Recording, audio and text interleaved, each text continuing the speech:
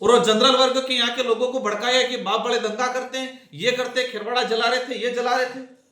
हाँ, ये जरूर एक आदिवासी बाहुल्य क्षेत्र के बच्चे थे, लेकिन हमने कभी ये नहीं कहा तुम ऐसा करो। हम संवैधानिक रूप से उस काकरी डुंगरी प्रकरण को, पहाड़ी पे लोग शांतिपूर्वक बैठे थे, उस धरने को समर्थन हम कर रहे थे। आज भी ये बच्चे दर दर की ठोकरे खा रहे 1167 वाले। हमने कोर्ट में भेजा था बच्चों को, और उस कोर्ट के रास्ते से सड़क पर रास्ते लाने का काम ही कांग्रेस के नेताओं ने किया था उस समय। सर, आप जो है ये जंगल और जमीन बचाने की बातें हैं, आंदोलन की बात आती है, इस क्षेत्र का पिछले 4-5 सालों का इतिहास है कि सबसे अधिक आंदोलन भारत आदिवासी पार्टी और उसके समर्थन के लोगों ने किया है।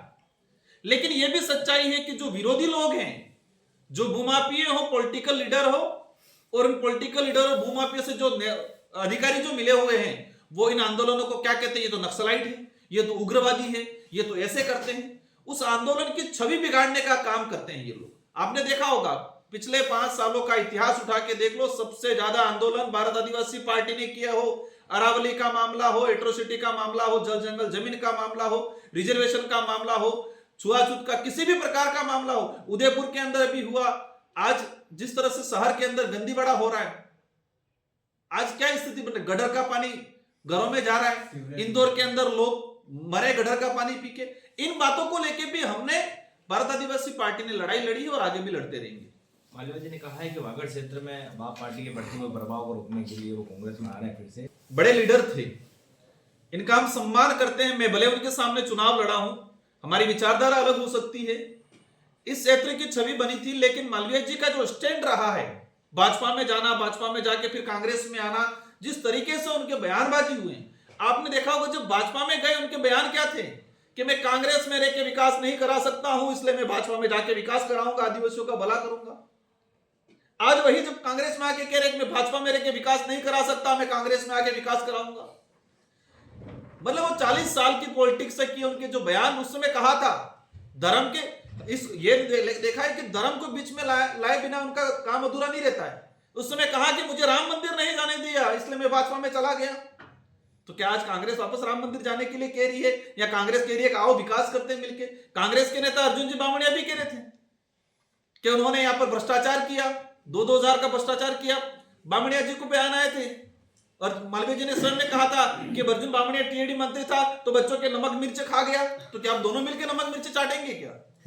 मतलब ये जो है, ये मानना पड़ेगा, इस क्षेत्र में दोनों पार्टियों ने मिलकर राज करने का काम किया था, लूटने का काम किया था। जब भारत आदिवासी पार्टी इस इलाके में आई है तो दोनों पार्टियों के नेताओं को समझ में नहीं आ रहा है कि करना क्या है, इसलिए इधर उधर भाग रहे। जनता समझ चुकी है, इस बार पंचायती राज चुनाव में अवश्य जनता भारत आदिवासी पार्टी के साथ मजबूती से खड़ा रहेगी। हमारा प्रयास रहेगा स्वच्छ छवि के साथ इन इस क्षेत्र की जनता की, आवाम की जो समस्या है, उन समस्याओं के समाधान को लेकर हम लोग लड़ेंगे।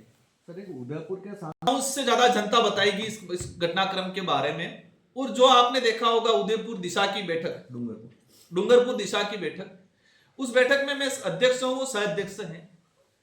एक चीज ये कॉमन सभी के जानकारी में होता है कि जो सत्ताधारी नेता होता है वो हमेशा बैठक या सदन को सफल बनाने का प्रयास करता है, और जो विपक्ष में व्यक्ति होता है वो हमेशा मुद्दों को लेकर हंगामा करता है और बैठक को मतलब विफल बनाने का प्रयास करता है। सत्ताधारी व्यक्ति होता है वो बैठक को सफल बनाने का प्रयास करता है, और विपक्ष वाला बैठक को विफल बनाने का प्रयास करता है। आपने देखा होगा, मैं बैठक को सफल बनाने का प्रयास कर रहा था, वो बैठक को विफल बनाने का प्रयास कर रहा था। इनको यह भी नहीं पता है कि मैं सत्ता पक्ष से हूं कि विपक्ष से हूं, यह भी उनको आइडिया नहीं है। ये अधिकारी वर्ग से आए हैं, न कभी वार्ड पंच रहे, न कभी सरपंच रहे, न कभी प्रधान रहे। भाजपा के कई लोग हैं जो बेचारे ग्राउंड लेवल पे काम किया है, 20-25 साल तक काम किया है। उनको कन्विंसिंग पावर, इनको जनता के मुद्दे कैसे उठाने, एक नेता की छवि, नेता की कार्यप्रणाली कैसी होती है, उन लोगों को पता है।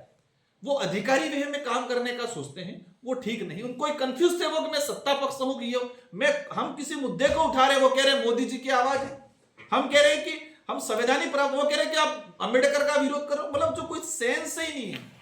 2 बार उन्होंने चप्पल निकालने का प्रयास किया, वीडियो में आ रहा है। उम्र दराज है, वो 60 साल की आसपास की एज होगी। मैं तो 32 साल का युवा में हूं, तो गुस्सा मुझे आना चाहिए, बौखलाहट मेरे अंदर होनी चाहिए क्योंकि मैं युवा हूं। लेकिन वहां उल्टा दिख रहा था, सत्ता का भूमिका मैं निभा रहा था, उम्र दराज की भूमिका भी मैं निभा रहा था, वो जो युवाओं की भूमिका निभा रहे थे, बौखलाहट वाली भूमिका निभा रहे थे। तो आज इस क्षेत्र के अंदर बौखलाहट आई। हमने कहा है कि मेरा किसी से कोई लड़ाई नहीं है, मन्नालाल जी से हो, अर्जुन जी से हो, बामणिया जी से हो, किसी से कोई लड़ाई नहीं है। आपकी जो कार्य प्रणाली है, उस कार्य प्रणाली पे भारत आदिवासी पार्टी सवाल करेगी। सत्ता पक्ष के लोगों को जानना जरूरी है। आप देश की पॉलिटिक्स को समझो, देश की लोकतांत्रिक व्यवस्था को समझो। आज बाबूलाल जी मंत्री बने हुए, सांसद बने हुए, उनको देश की लोकतांत्रिक व्यवस्था के बारे में नहीं पता है। अगर व्यवस्था के बारे में पता होता तो विपक्ष सवाल उठाता है तो उसका तार्किक जवाब देना चाहिए। विपक्ष का काम है लोकतांत्रिक व्यवस्था में कि सत्ताधारी लोग हैं, उनकी कमियों को उजागर करना। अब हम उनकी कमियों को उजागर करते तो उनको विरोधी बनाते, और विरोधी बना के हमको लांछन लगाते। आपने आज तक देखा होगा यहाँ के सत्ताधारी नेता, अगर हमने कहा कि आपने ये गलती की तो उसका जवाब नहीं देंगे, ये उल्टा हम पे दूसरा आरोप लगाएंगे। हम कहेंगे कि 1500 करोड़ लैप्स हो गया, ये कहेंगे तुम ईसाई हो। हम कहेंगे ये अरावली जा रही है, वो कहेंगे तुम हिंदुओं का विरोध। मतलब हर चीज को धर्म से जोड़ने का हमारी जो आइडियोलॉजी है, मैंने कई बार कहा है, लेकिन सत्ता का जो वास्तविक मुद्दे हैं, इन मुद्दों से भटकाने के लिए हमेशा उनका प्रयास रहा है।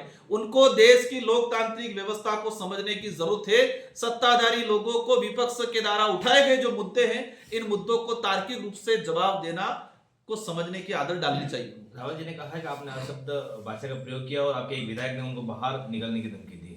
देखो, मैंने जो कहा, कोई प्री प्लान आता है, माइंड सेट होके आता है, तो उसके माइंड में वही चीज चलती है। मैंने कहा तुम क्या करना चाह रहे हो, तुम शब्द कोई अपमानित शब्द नहीं है। हमारे बिली भाषा लॉन्गेस्ट में कहते हैं तमे हो करा करो, तमे से शब्द शुरू होता है। तो मैंने कहा तुम क्या करना चाह रहे हो, तो उन्होंने कहा मेरे को तू बोल रहे हो। मैंने तुम कहा जिसको तू बढ़ा दिया। वो चप्पल निकाल रहे हैं तो हमारे विधायक जी ने कहा कि लड़ाई करनी तो बाहर आकर करो, स्वाभाविक है। क्या सदन है, आपको लड़ाई करने का शौक है तो बाहर आके करो, स्वाभाविक वो बात बोली हमने। आपके उल्टे हाथ में पेन था और आपने उस पेन को सीधे हाथ में ले लिया। मुद्रा में आप आ चुके थे उस वक्त में। पेन को उल्टे हाथ में सीधे हाथ में लेना, तो पेन उल्टा था, सीधे हाथ में ही लेंगे। तो उनका देखो, कहीं कुछ भी कहे, लेकिन जनता देख रही है, जनता ने ब्रीफ किया, कौन सही है कौन गलत है, और सारी जनता देख रही है, समझ रही है, उसका जवाब भी आने वाले समय में लोगों को मिलेगा। कल ही एक सांसद साहब का बयान आया है कि मीडिया रिपोर्ट आ रही है उनके पास कि बाप पार्टी जल्द समाप्त होने वाली है। इनके पास पता नहीं कौन सा मीडिया है। विचारधारा कभी खत्म नहीं होती। ये जरूर हो सकता है कि कभी हारे जीते, ये बात जरूर हो सकती है, लेकिन भारत आदिवासी पार्टी की मानव मूलक प्रकृतिवादी विचारधारा पे चलती है। और जहां तक हमारा मानना है कि इस देश के अंदर 3 से 4 बड़ी विचारधारा है। दक्षिणपंथी विचारधारा, कांग्रेस के लिए कहा जाता है मध्यस्थता विचारधारा, कॉमरेड विचारधारा।